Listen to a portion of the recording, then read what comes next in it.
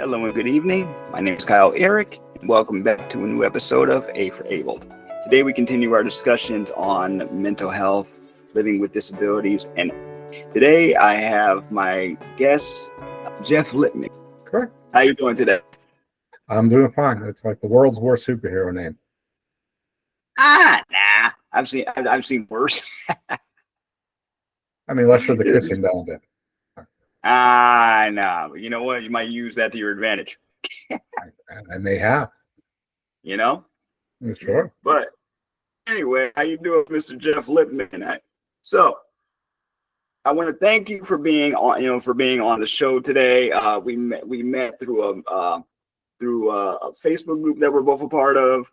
Shouts out to them. I wouldn't, like for those who don't know, like it's been a minute since I've recorded for this show. So things I'm still, getting used to talking to people again. You know what I'm saying? As far as bringing them on for my own show. I'm used to helping other people with theirs. So it's been a minute for me. But over here, we've talked about everything from different types of disabilities, mental, emotional, and also the things that come with that, living in a world that's not always built for us. But Mr. Jeff Lippman, for those who don't know, if I were to ask you, like, who is Jeff Lippman, what would you say? It's an interesting question. I think for the purposes of this show, you only really need to know that I'm an attorney. I'm licensed in Maryland and DC, and I graduated from the University of Maryland School of Law in 1993. Prior to that, Emory University in 1990, as math would have it. So I was pleased to make your acquaintance, and you posted a missive seeking guests in the area of the ADA. I don't proclaim to be an expert in that area, but I have been an attorney for long enough that I've had exposure to it, and I was an employer for about a decade and a half. So obviously, as an employer, we had to be familiar with it to that extent. So hopefully I can be of some help to you and your audience. I'm also a podcaster. That's where we've met. So, hopefully your audience will be of some help to me. Nice. What is your you're a podcaster too. So what is your show? I don't want to undermine my credibility right away, but my podcast so I've been on a lot of other podcasts, sort of part of networks and things like that. But my podcast, it's the Gardan of Thought. So if you look for Gardan of Thought, it's the only one, which is on purpose, and you can subscribe to it, and you'll get 3 shows a week usually. So the weekend show, without being too trite, most of the time it's probably like if you turned on the History Channel at 7 p.m. and left it on until 3 a.m. So it's that kind of variety, or Gaia, Discovery. Take your choice. The midweek show is more like a traditional news magazine show where it's typically one guest, and it might be.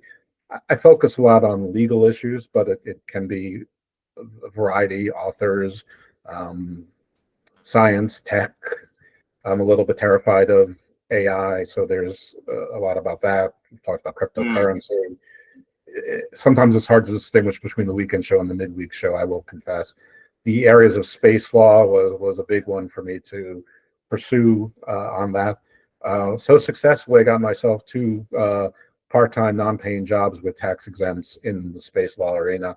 And my other show, which is probably my favorite now, just because it tickles me, is that I will confess to your audience and to you that I am a pro wrestling fan. I have been since I'm a wee little lad, and I do a show where my co-hosts have been PJ Black, who some people might remember as Justin Gabriel from the WWE, and Mr. Thomas, who's currently the #1 contender for the MLW title, in that he's one of the contestants in Battle Riot, and the legendary Lufisto. So we talk to people in wrestling about mostly non-wrestling things. So and actually this past weekend on regular Garden of Thought, my 2 guests were the Reverend Dr. David Parry, who's a priest of a non-Catholic church in the UK, and also a poet and a playwright, and Aaron Stevens, who people might remember as Damian Sandow in WWE.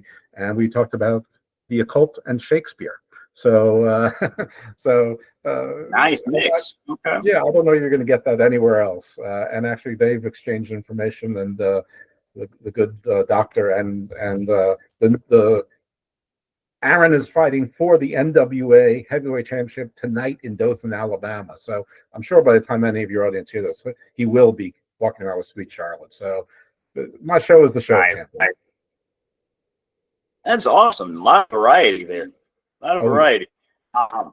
And Variety as a is the name of the game. Variety and consistency is the name of the game. It seems like you got them both. You know, I do it. I try. It's my curse and my blessing. It's hard to find an audience if you don't sort of have the same content week after week. But I don't want to do that though. That's boring to me. I'm not learning anything. I hear you on that one.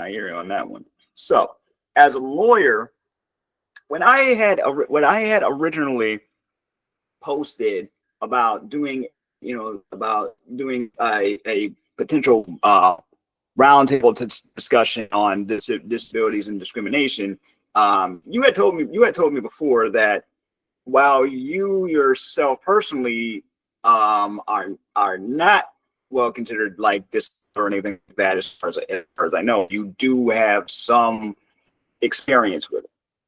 Sure do. Correct?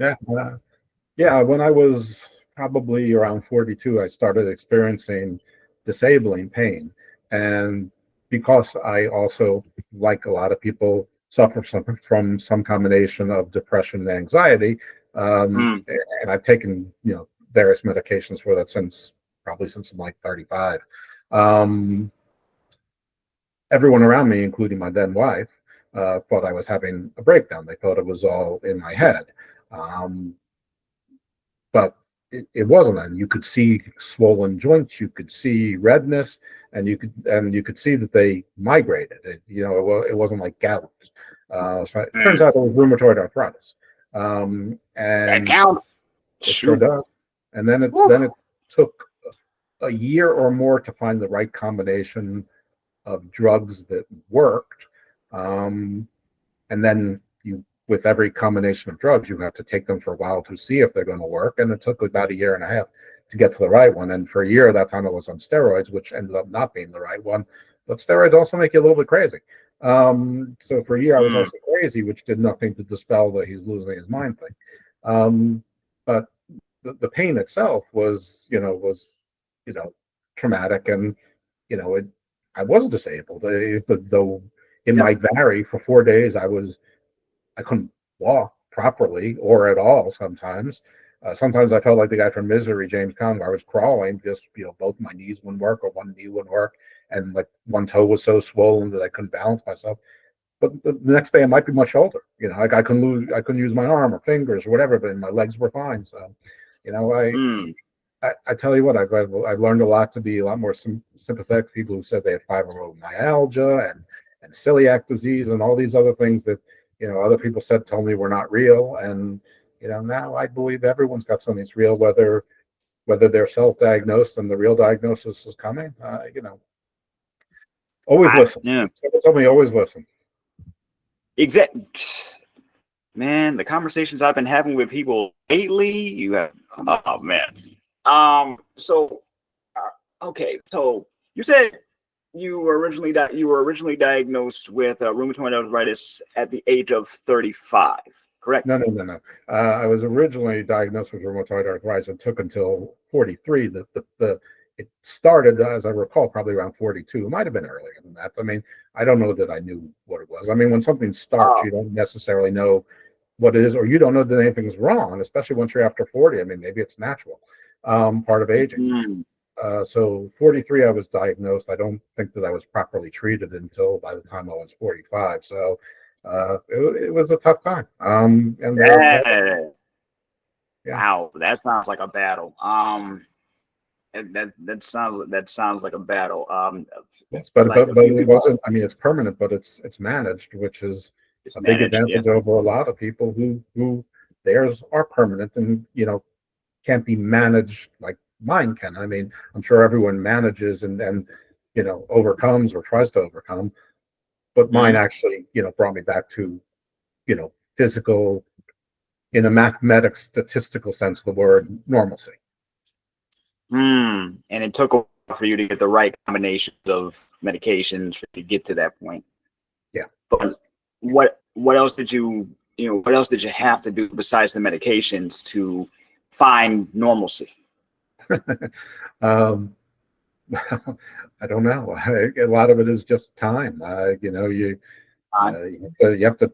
I switched doctors once, so you have to trust your doctors. And when one doctor told me that, some of the symptoms I were having were absolutely not consistent with rheumatoid arthritis, and I was out of my mind, I got a second opinion, and the second doctor said, absolutely consistent with rheumatoid arthritis.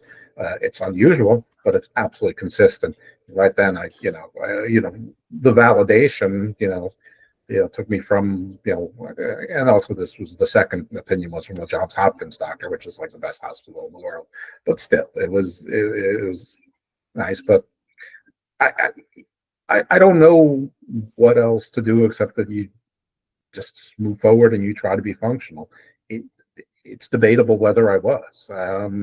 So, I didn't do any of the smart things. I didn't eat better. I didn't stop drinking. I separated from my wife, my then wife. She's my ex-wife now. Obviously, I have a new wife, or a second wife.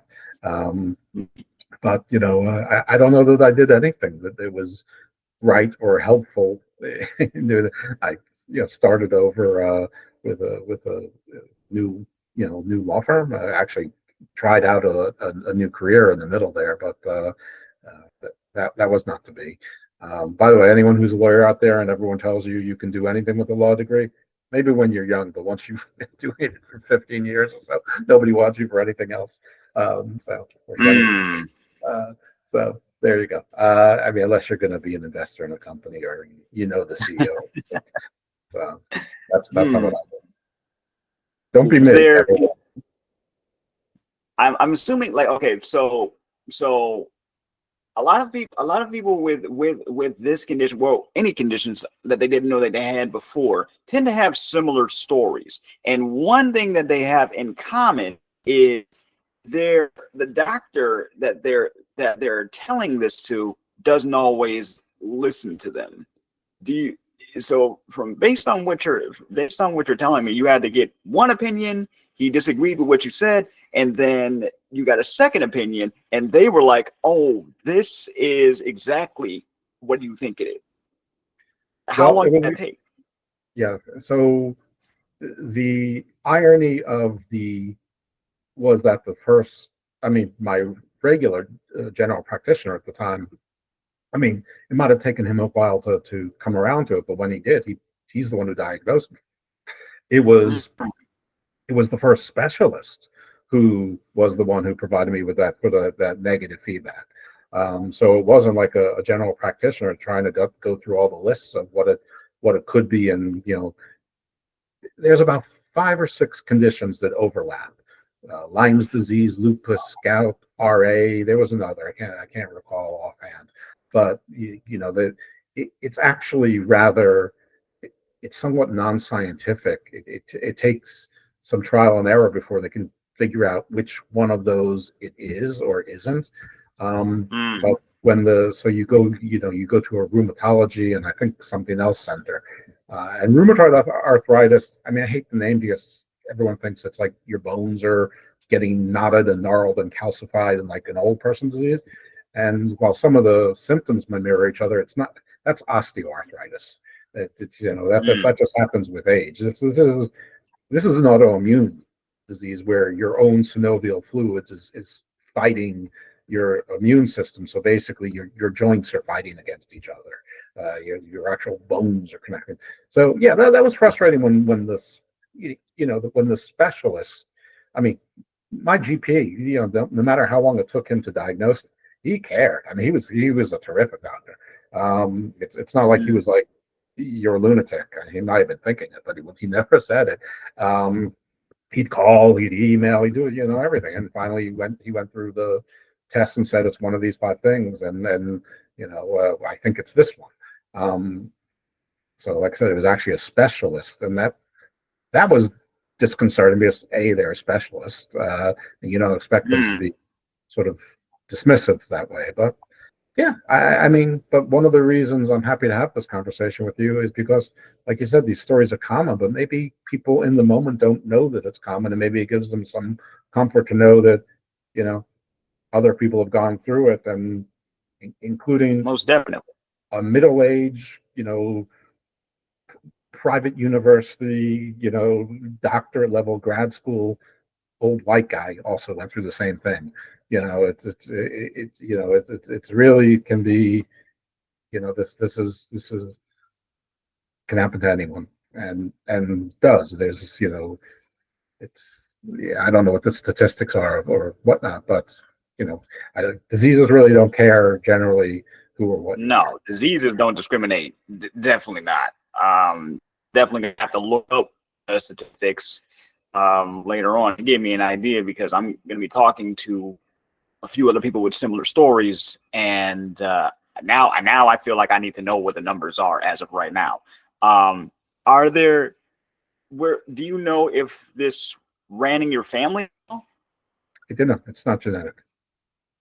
Hmm. So you didn't have anyone else like in your close to you that you could talk to about this?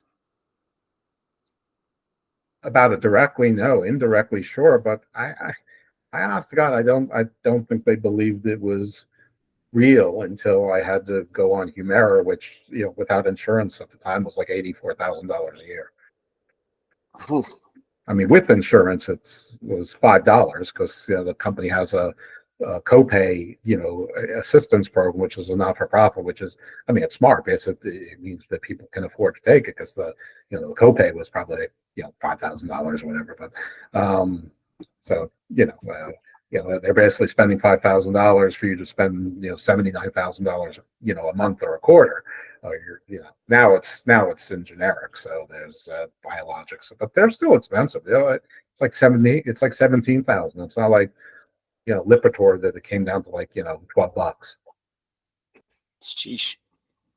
And I've the only kind of medication I've ever been on was after one of my surgeries as a kid. I was on painkillers for a while, but that was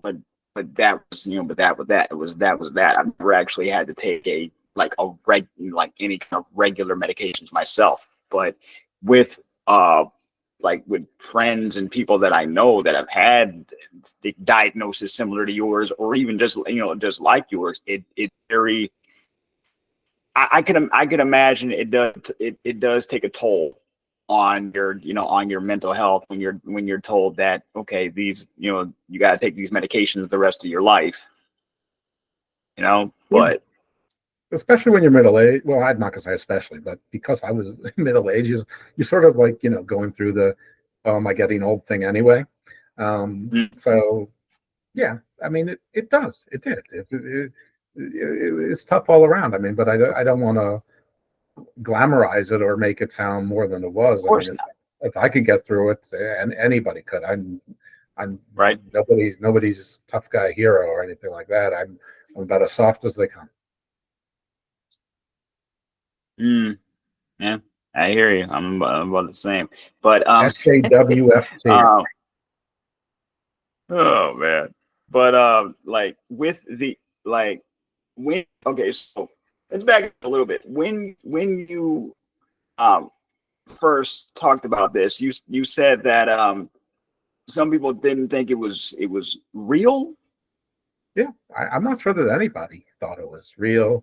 Um, to be frank, I'm not even sure that my treating physician necessarily thought it was real. I guess persistence or not going away, or sometimes, when I would go there, I mean, uh, he'd see it for himself and go, yeah, So but it's just a coincidence if you go to the doctor's office, especially with, I mean, these were flare-ups. They wouldn't stay in one place, which apparently Mm. is a minority of the cases for rheumatoid arthritis. Like most people didn't have migrating swellings. It would stay in one Oh. place.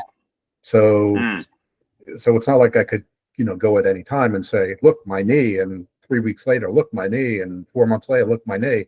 So, it had to be bad luck, good luck day that you're seeing the doctor, and, you had these, giant ballooning, incidents with your joints, and they were visibly red. I mean, someone couldn't take that unless you hit yourself with a hammer really hard, which I, understand people could do, but I wasn't that desperate for that kind of attention. I mean, frankly, I sort of had it all. I was a partner in the second biggest law firm in Baltimore County at the time, married, 2 kids, made plenty of money. I already was a big shot in my own little world. So, I was fine with the attention. So, Wow. And how did this affect your family? Like, what did they do to help you along with this? they did. I mean, but that wasn't. I mean, the kids were too young to understand what's going on. Gotcha. Uh, my wife, my ex-wife, was in the beginning skeptical, but then supportive. Then there were other things. The being on steroids for you didn't help anything. So, I mean, I was sort of in, again, you don't know you're crazy until after that. You don't, an addict doesn't know how that they're behaving unnaturally until they're sober and they look back and they see things.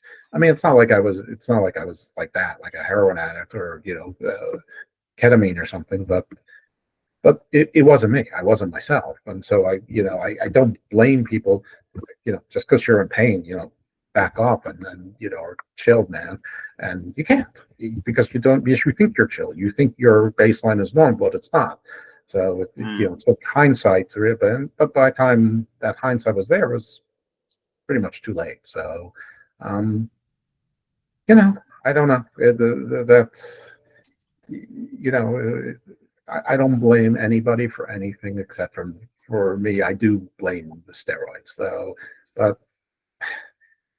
But it's not like the doctors weren't trying. I mean, that is something that's something you try. It's one of the first things you try because it works. So it's not like it was anyone's fault. It's just a combination of things at the wrong time.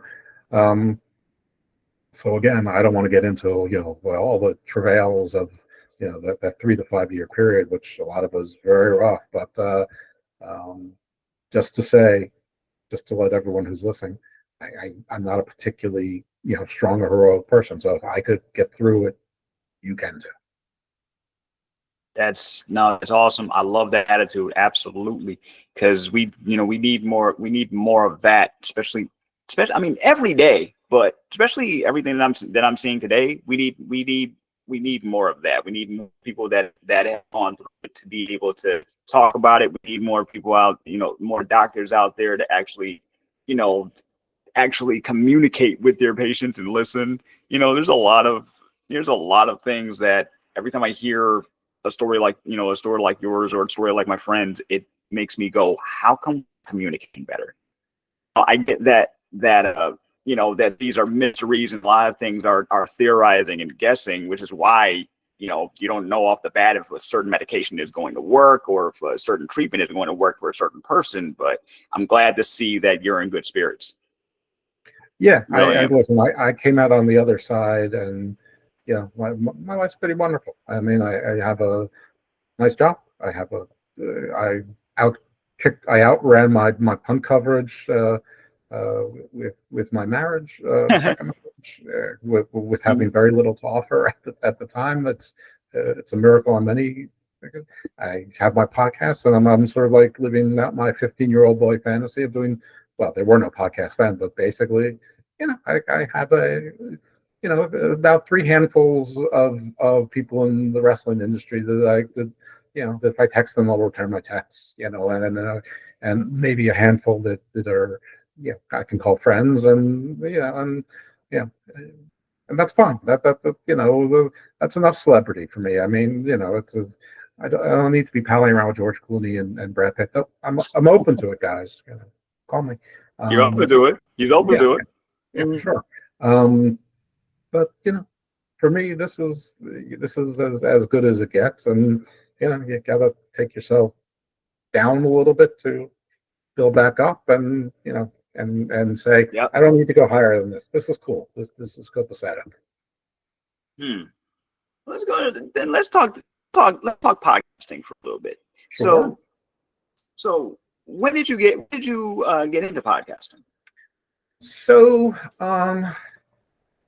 I didn't even listen to podcasts until probably 2013, 2014.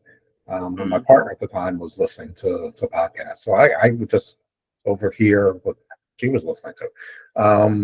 And then I took this job out of the field, and it was less of a job than a poor investment in my time. And so then I got a job in the legal field, but it was fine, but it was a crap job and, sort of boring. And so this woman next to me, she was always bouncing around and up, and she's like, "How do you just sit there and do nothing all day?" I'm thinking, how do you bounce around all day? But of course, she's like 27, so she's got the energy to bounce around all day. And she's like, "Why don't you just listen to podcasts or something?" I'm like, it's a pretty good idea.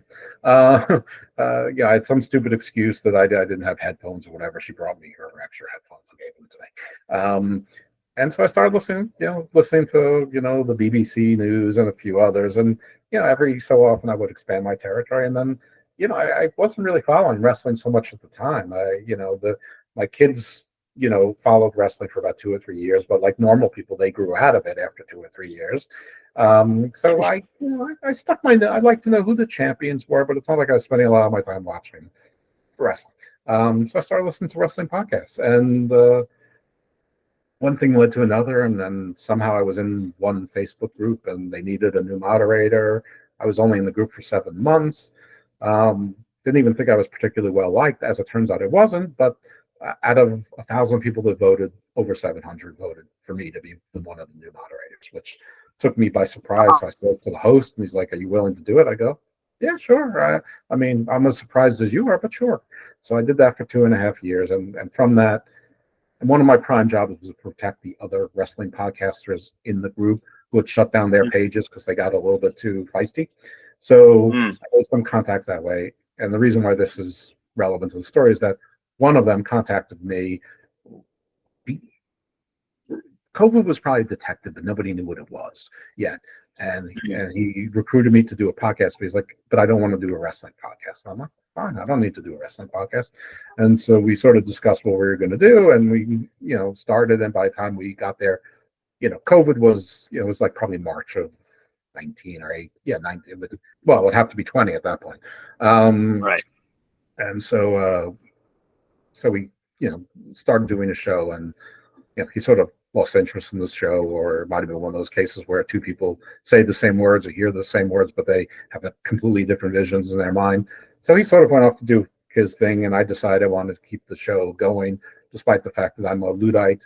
Luckily enough, my now wife and girlfriend, pretty tech savvy, so she was able to keep it abreast. Some of the audio stinks. Sometimes the audio still stinks, but that's because my guests don't have microphones. It's not because of my end of things. And I don't know, somehow at some point I just reached out to people who had podcasts I liked and asked if they would be a guest. And surprise, surprise, some of them said yes. And then I got affiliated with a conference, and their guests became my guests, and guests beget guests. And now I have routinely have professors who've done the great courses, and New York Times bestselling authors, and law professors, and it's been great. And in that, I do a couple shows with Wrestling Soup. I do their SmackDown review show when we do it. I do something called Body Slam Briefs, which is where law and wrestling intersect, and there's enough for me to talk about for 10 to 25 minutes. And it happens actually more often than you might think. I could probably do more of them, but time is a thing. And I got some friends who have wrestling podcasts, or they make like wrestling content seems like every week. They would probably love some of your stories. I hope so. And probably love some of your stories. I'm gonna put them on to one of your shows, man. Cool. They only, I mean, they can find me on Wrestling Soup, and they can find, and Gardan of Thought, of course, which at some point there was Garden of Doom, Garden Views, and then God or GOT presents either the Book of Black if it's PJ or the Gospel of Thomas if it's Thomas. I still haven't figured out how to turn something literal into Lufisto, but she's only been on one show, so it's not critical and probably never would be. The only person to be critical to is me. Right. Hey, no, I get it. Sometimes I'm overly critical of of myself. I love doing this. I have other shows where I talk my nerdisms. Like I love, cartoons, animation, stuff like that. And, talking, stuff like this was something that I did not really see myself doing at first. And then I just started talking. Then I just started talking to people. I'm like, nah, it's not about me. It's about them. I hear you. I never anticipated doing a show that covered legal issues, but I created Garden Views only because when I had somebody whose parents brought him into the Church of Scientology when he was 9 or 10, and he got out when he was about 40. I just didn't feel like that was in my mind appropriate for a show called Garden of Doom, which I don't know that anyone else cared. So I just created Garden Views for interviews as the midweek show. And now, 4 years later, I decided I'd just merge them both into Garden of Thought. But, again, I don't know that anyone else in the universe can. And then I thought one day, well, I could sort of do legal shows too. I can, I'm curious about this. And lo and behold, and every now and then I talk to the people on the Maryland Lawyers Facebook and I go, hey, it's that time again. Any of you do anything interesting? You want to be on the show? And I'll get 6 or 7 people who do sort of niche areas of law who come on. So I had an NFL agent. I had somebody who was part of the team that sued the nation of Iran for killing the Marines in Beirut. I had the guy who was the ranking National Guardsman by the night of January 6th, who was the one making the decisions on what is the appropriate use of armed force, if need be, in the wake of that. And and also think people on student loans and bankruptcy and stuff that immigration. So things that are hot button topics and have some national interest. I mean, I try to stay away from just Maryland or DC and things that might have some national or maybe even international interest, like the laws of space. I mean, I have had a bunch of professors and people from around the world on that, and I'm in something called the Space Court Foundation, which is international tax exempt. It deals with space law. So, and something called an advisory member on the American Space Law Society, which is for younger lawyers. So supposed to try to help them along the way, which is weird because 3.5 years ago I knew nothing about space law except a notion that I was afraid that we were going to repeat the Hudson Bay Company or the British East India Company again, and I still am the only thing that alleviates that fear is that we don't have the technology and we don't know the term space law. Yeah, the term space law has got my mind kind of warped right now. Can you define that for me, please? Space law is both sexy and boring. I mean, a lot of it is contract, so some of it follows what you might expect maritime law. So law, we tend to mimic each other. Aviation law mimics maritime law. Space law mimics both of those. The treaties on Antarctica are the treaties of space. I mean, there's a really big metaphysical question as to whether the laws of Earth can control space, period. I mean, where does the jurisdiction end? And we don't even agree upon where our atmosphere ends. And it's not a constant, but it's generally 60,000 feet up, I believe, or 60,000 miles up, something like that.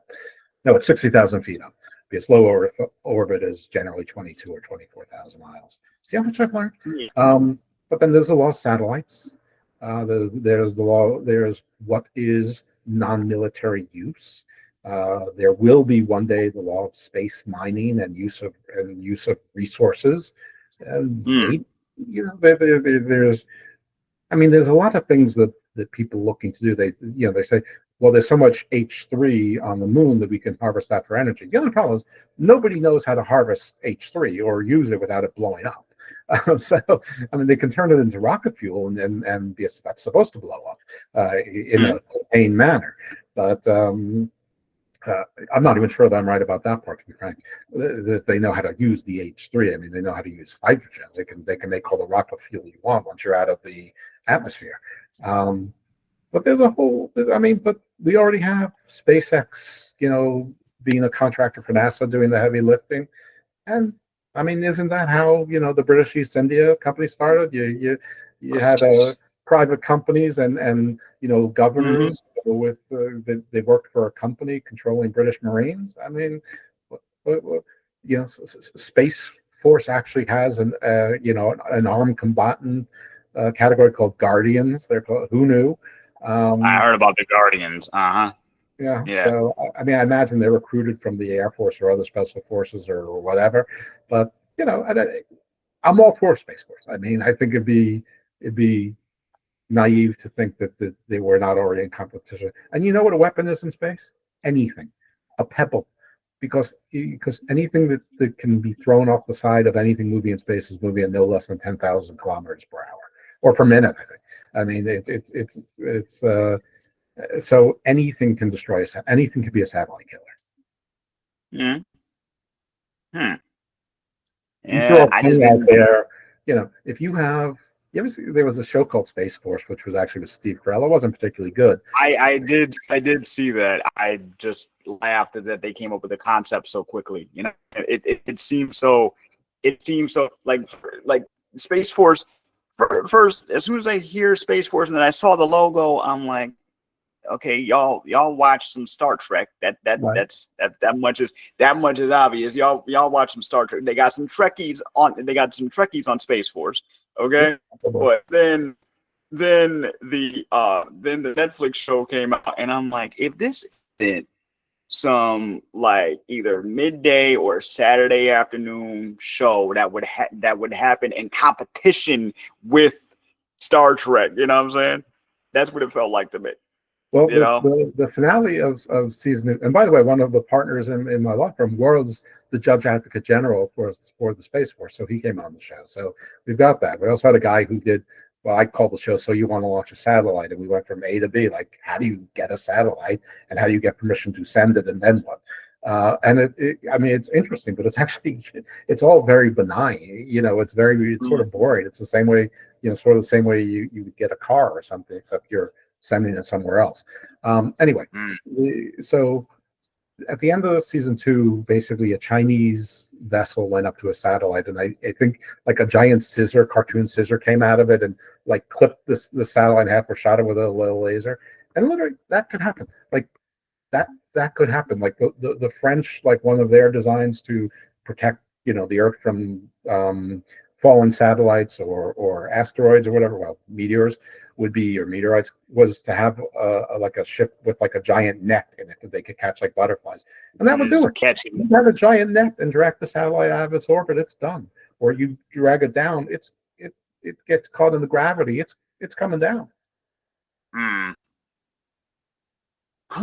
Wow, I'm gonna have a heck of a time trying to title this.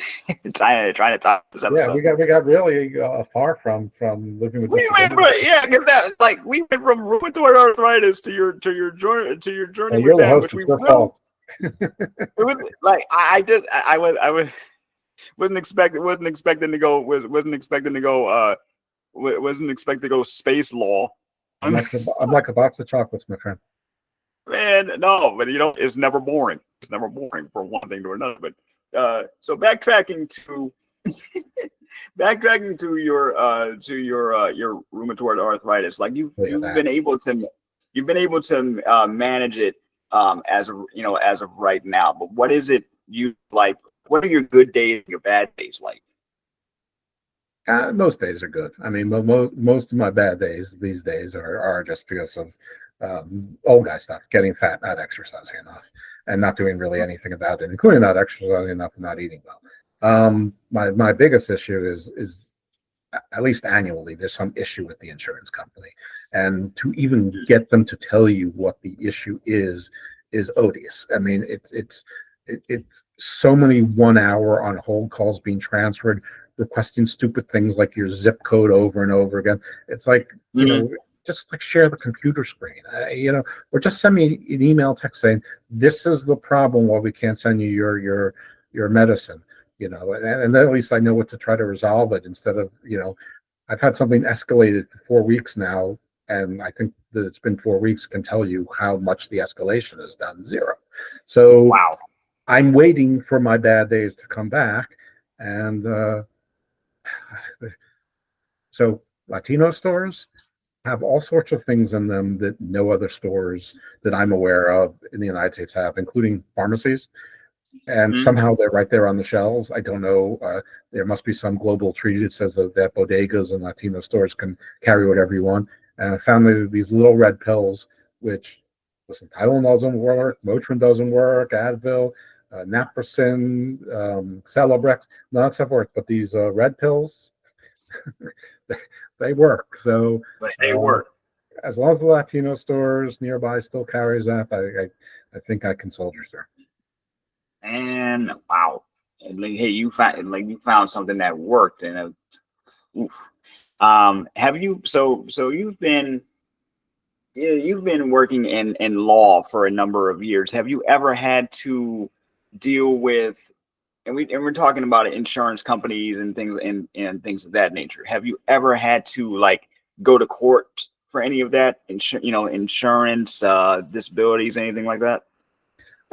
Yeah, but this is going back a long time. I mean, I haven't been in court except for my own divorce for, you know, like a decade. I think I covered a minor case for one of my partners once or twice.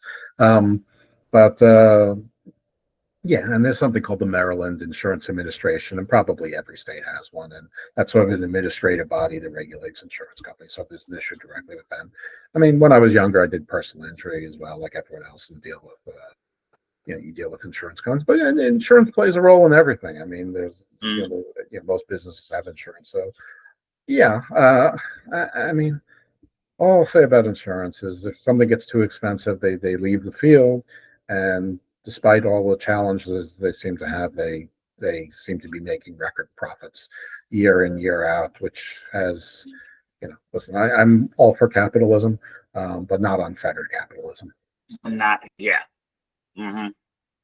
I'm right there with you. I don't understand how 1 minute, you know, they're like, okay, we'll cover this, and then like the next minute it's like, oh no, that's no longer in network. I do not get the why. I get Even the Medicare. Even Medicare, there's Part A, Part B, Part C, Part Y. Just give us Medicare. We pay for it our entire lives. We shouldn't need Part A, Part B, Part C, Part D. We shouldn't need supplements. Just Medicare. if you're old enough, you get Medicare. You're covered. The end. What are all these choices? Nobody wants choices. Just cover everything for the elderly. What is so difficult with that? You can't do universal health care. Americans don't want to pay more than 20% taxes. Okay, I get it.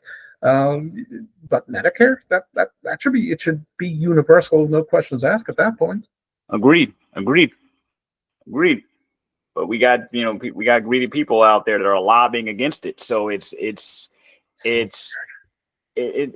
just so, and a lot of stuff I'm just now learning as a 30-something-year-old man. You know, as a 30-something-year-old man with a long-time disability myself, I have had to deal with like, oh, we'll cover this, but we won't cover this. We covered this last year, but we're no longer covering this year. And I have had to flip flop between like insurance, and I'm glad I have some good people behind me, but at the same time, it's frustrating. I even had a friend who worked in insurance who had a nervous breakdown, who had to leave. She was there for like a year and a half, and she had to leave the profession because it was too taxing. Yeah. It was too much of the people blaming her for stuff she had no control over. She was just doing her job. She's not the one making these policies, Right. you know. But I just Congress has failed us for many, many decades now. At least 40 years. Oof. Man. But as of right now, you're having more good days than bad. That's great. Yeah, it's mostly managed, but like I said, I've missed a dose or so, and I was rationing before that. So we'll see. We'll see. The bad days are coming, and let's just say I'm not so sure that next week this time that I'll necessarily be able to do a podcast, or at least in good humor. If this counts as good humor.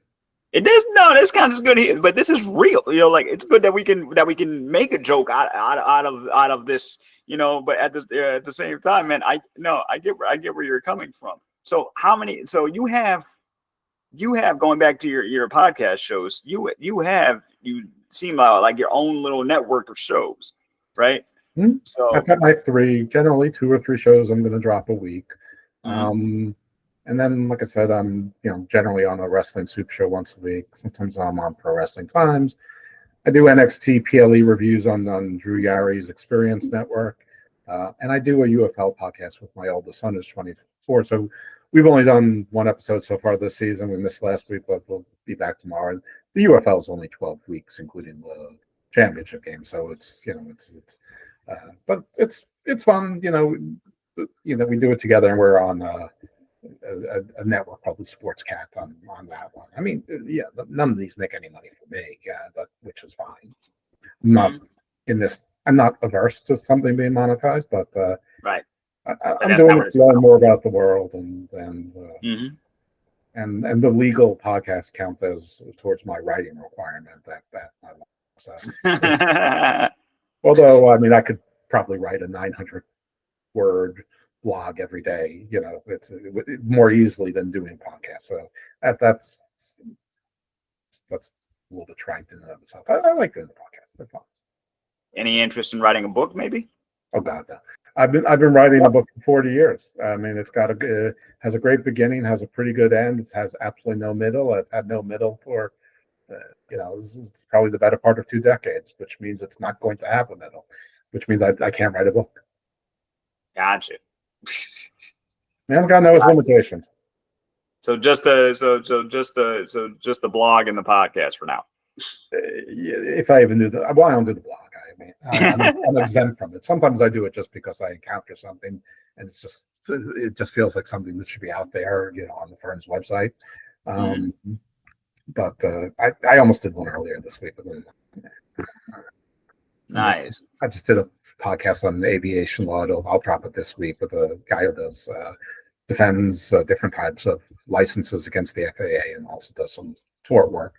And I think that's timely because there's been a lot of issues with planes lately. Yeah, he says it's statistically it's not an unusual, but it sure feels unusual, like an unusual amount to me.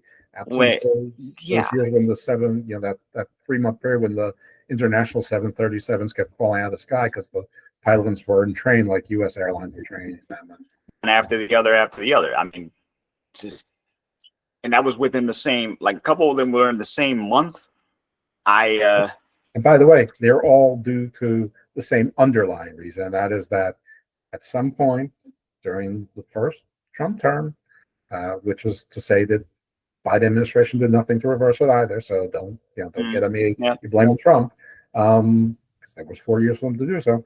But the airlines lobbied to be able to self-regulate. And they just can't. That's what unfettered capitalism is. It leads to, the U.S. carriers, they train their pilots right, but 737s were sold all over the place. And the maintenance schedules and things like that, the airlines, they set the schedules and they do the reports. There used to be inspectors going out. I mean, I don't know all the details of it, but it basically comes down to deregulation. Sounds like a great word. I mean, we all get the stupid privacy notices that we're like, the rainforest is dying and I'm getting your privacy notice 7 times a year from 42 different companies. But some things need to be regulated, and airlines and trains, and interstate, bridges and things like that. They need to be regulated. And there's probably other things too that we're not not even thinking about. Do I know if chickens have avian flu, if we should kill all the chickens? I have no idea. I mean, should someone look into that? Sure. But not everything could be deregulated. Deregulation is a platitude. It's not a solution for everything, and sometimes it causes problems. And this is one of them. That's a big deal. Planes, not landing properly. When they go up, they must come down, but they're supposed to go up and come down in a controlled manner. And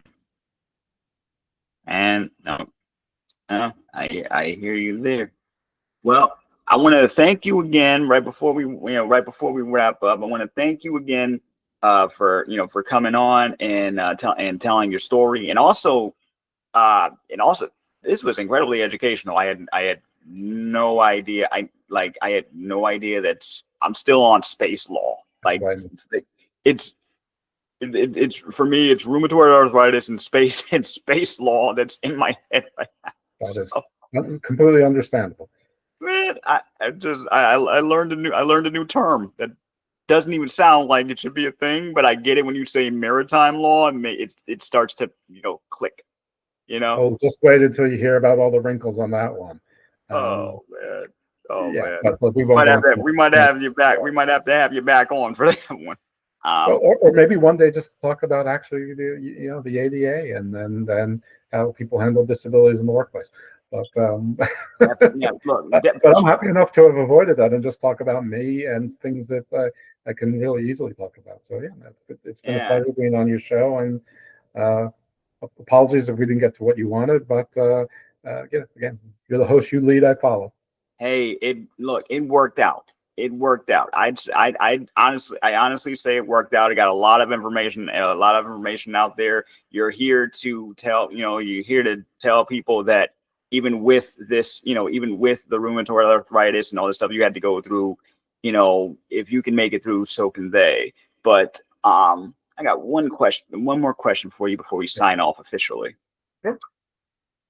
If the younger version of you were to travel here and ask you, how did you come out? How did we turn out? Would you tell? You know what? I don't know that. I'm one of those that believes in the butterfly effect. I think that anything I told the younger version of me probably would alter things in ways I don't know.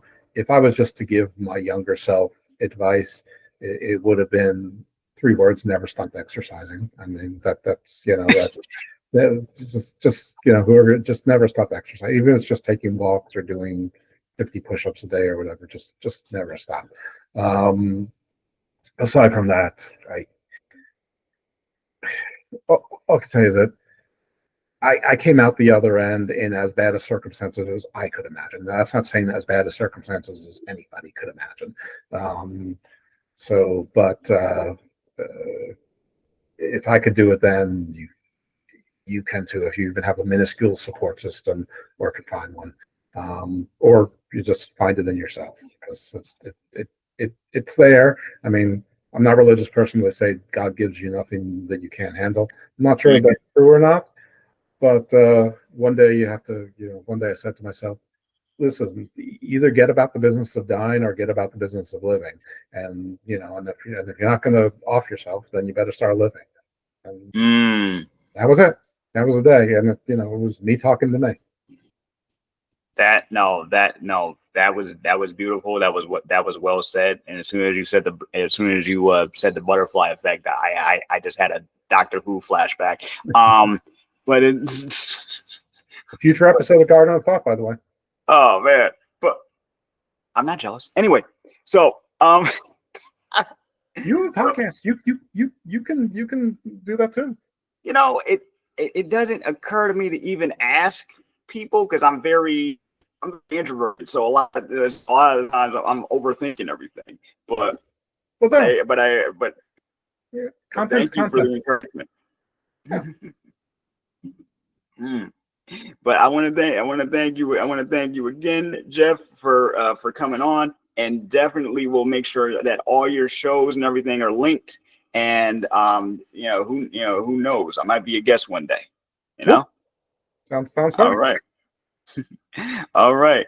To everyone who had listened or who is watching this on YouTube, you can catch us at the A for Abled podcast on YouTube and A for Abled on every podcast platform that you get your podcast fix from. Once again, thanks everyone for listening, and we'll catch you on the next episode of A for Abled.